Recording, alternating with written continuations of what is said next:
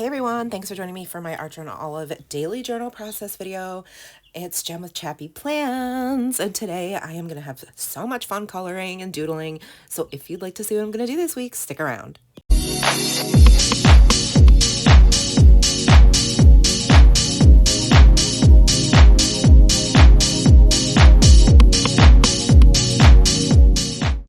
Hey everybody, it's Jem with ChappyPlans. Thanks for joining me for another process video on my Art Journal of B5 notebook. I am using my favorite alphas lately, which are these 4x6 set from the Paper Person, and I'll link them below if they're still available.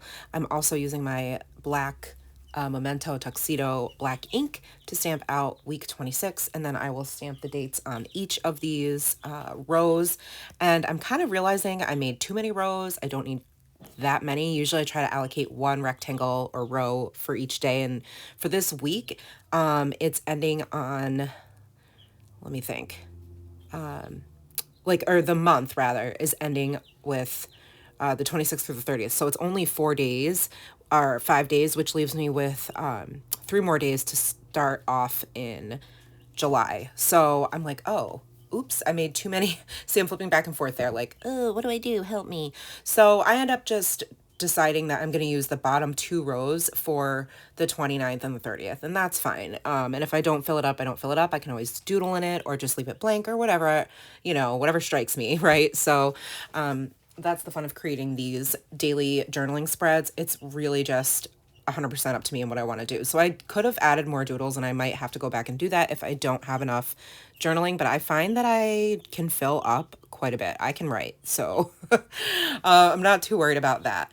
The video is sped up to 3 times the normal speed. It only took me about a half an hour to create this. I'd already gone in and put some doodles and sketched kind of what I wanted to do. So at this point, I'm just going to do the stamping and the, the actual, like, going over all of those sketches with my Micron pen. I'm using this little We Are Makers ruler to make all the lines. And I said this in my last week's video.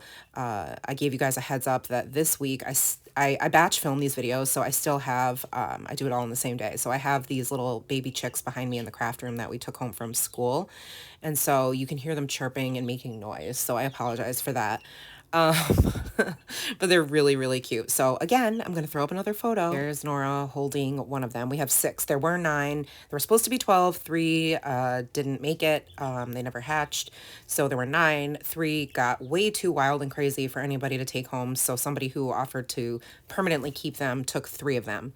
One of them actually just flew on top, or like jumped up on top of its water and tried to fly out of the bin. So I think we're gonna have to go to the store and get some wire or something to put over the top of this so they don't fly out. Here, I'll show you another photo so you can see what I'm talking about, because right now this isn't that exciting. I'm just tracing boxes. So you can see there's the little food dish and water dish are right next to each other. So anyhow, once I finish getting all these boxes in, I am going to start tracing over my doodles and sort of, I trace over them, but more or less use them as a guide. And so I'm going to speed this up quite a bit, because I think otherwise we'll just be sitting here and be kind of awkward, right? So let me speed that up just a little tiny bit. Okay, I sped it up a tiny bit. I sped it up to 8 instead of 3, because yeah, it would be really long. But I like how each of these doodles is a little bit different, but they're all related to just some fun, funky images that I decided to create, and all kind of went along with like the rainbow and the pride theme. And so once I finish doodling those, I'm just going to erase all the pencil marks and I will edit that part out. And then I am going to go in with my Tombow dual brush pens and use the brush tip end to add all of the color. So you can see I'm going like adding all the red, and then I'm going to add in all the orange, yellow, green, blue, purple, yay, until I have all the colors on the page. So let me put on some music so you can watch me do that.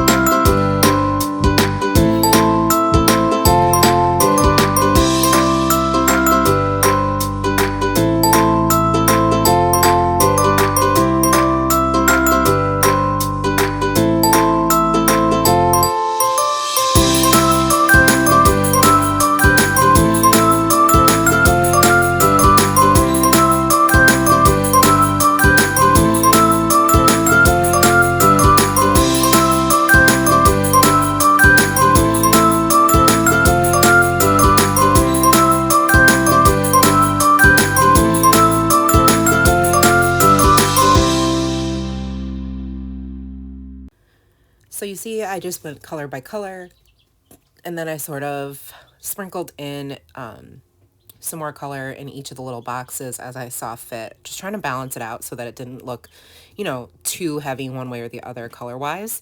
That was super fun. And so now you can see what I mean by I'm just going to use the 29th and the 30th, like the whole bottom 2 rows for those 2 days.